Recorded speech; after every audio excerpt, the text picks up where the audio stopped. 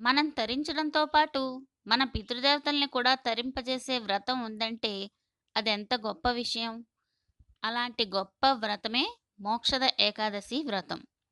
పేరుకు తగినట్టుగానే ఇది పాటించేవారితో పాటు వారి పితృదేవతలకు కూడా మోక్షాన్ని ప్రసాదిస్తుంది. మార్గశిర మాసం శుక్లపక్షంలో వచ్చే ఈ ఏకాదశికి మరో విశిష్టత కూడా ఉంది. మాసాలలో నేను మార్గశిర మాసాన్ని అంటూ శ్రీకృష్ణుడు భగవద్గీతలో చెప్పడం ఒక విశేషమైతే, ఆ గీతను శ్రీకృష్ణుడు అర్జునుడికి ఉపదేశించిన రోజు కూడా ఇదే కావడం మరో విశేషం. అందుకే దీన్ని గీతా జయంతిగా కూడా చెబుతారు. భగవద్గీతకి ఇది 5158వ జయంతిగా చెబుతారు.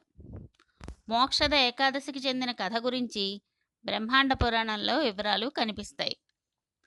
చాలా కాలం క్రితం చంపక నగరాన్ని వైఖానసుడు అనే రాజు పాలించేవాడు. ధర్మపరుడైన ఆయన పాలనలో ప్రజలు సుఖ సంతోషాలతో ఉండేవారు. ఒకరోజు రాత్రి వైఖానసరాజుకి ఓ చిత్రమైన కల వచ్చింది. ఆ కలలో ఆయన తండ్రి నరకలోకంలో అనేక యాతనలు అనుభవిస్తూ కనిపించాడు.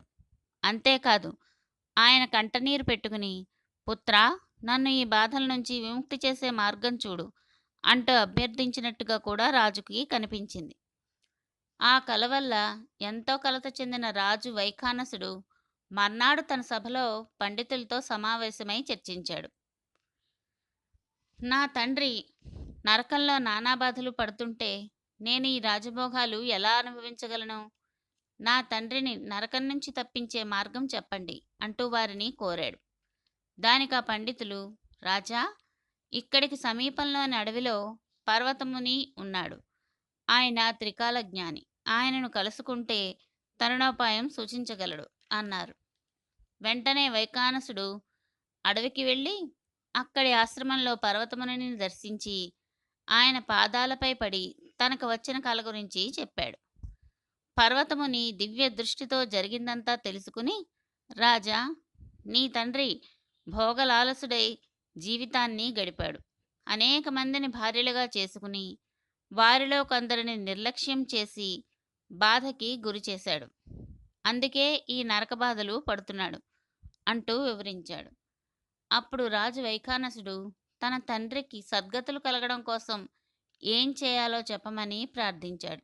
దానికి పర్వతముని మోక్షద ఏకాదశి గురించి చెప్పి ఆ రోజు ఉపవాసం ఉండి ఆ ఫలితాన్ని నీ తండ్రికి దారపోయమని సూచించాడు. వైఖానసుడు రాజ్యానికి తిరిగి వచ్చి మార్గశిర శుక్ల ఏకాదశి వ్రతాన్ని పాటించి విష్ణువును భక్తితో పూజించి ఆ ఫలితాన్ని తండ్రికి సమర్పించాడు. ఆ పుణ్య ఫలితంగా వైఖానసుడి తండ్రి దివ్య విమానంపై నరకం నుంచి ఉత్తమ లోకాలకు చేరుకున్నాడు. మోక్షద ఏకాదశి నాడు ఉపవాసంతో పాటు దామోదరుడిని పూజిస్తే సకల పాపాలు నశించి అంత్య దశలో మోక్షం లభిస్తుందని నమ్ముతారు. ఆ రోజు గీతా జయంతి కూడా కాబట్టి గీతాపారాయణం చేస్తారు. ఈరోజు భగవద్గీత మొత్తాన్ని పఠిస్తే 1,00,000 గోవులను దానం చేసిన ఫలితం, కురుక్షేత్రంలో 5 బారువుల బంగారాన్ని దానం చేసిన ఫలితం, కాశీక్షేత్రంలో ఎకరం భూమిని దానమిచ్చిన ఫలం లభిస్తాయని పురాణాలు చెబుతున్నాయి. శ్రీకృష్ణుడిని అష్టోత్తర శతనామావళితో అర్చించి మారేడు, తులసి, మందార పుష్పాలతో పూజిస్తే అనంత ఐశ్వర్యాలు లభిస్తాయని చెబుతారు.